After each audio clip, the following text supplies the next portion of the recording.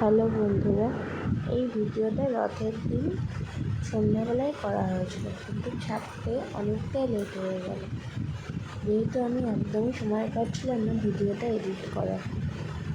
এই দিন আসলে কোনো প্ল্যানই ছিল না আমাদের বেরোনো, যেহেতু এই দিনটা আমাদের পাপার 3টে ভ্যাকসিন হয়েছিল, 2 পায়ে এবং একটা হাতে। আমরা ভাবছিলাম বেরোতে পারবো না, কিন্তু সত্যি কথা বলতে আমাদের পাপা খুবই স্ট্রং। না হলে সব বাচ্চারা ভ্যাকসিন নিয়ে যে পরিমাণে কান্নাকাটি করে, যেটা করে, আমাদের পাপা একদমই কিছু করেনি। ওর কষ্ট হলেও সবসময় চুপচাপ থাকে যখন ওর খুব বেশি কষ্ট। আর সন্ধ্যা থেকে ওর ব্যথাটা অনেকটাই কমে গেছিলো।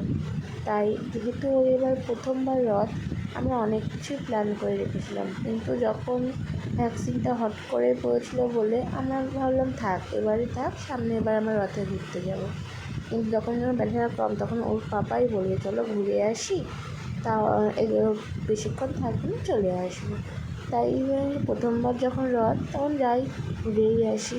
তা ও একদমই জ্বালাতন করেনি।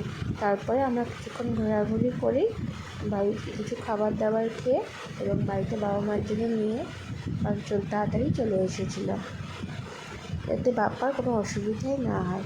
ও সারাক্ষণ বেশিরভাগটার সময় কোলে চুপচাপ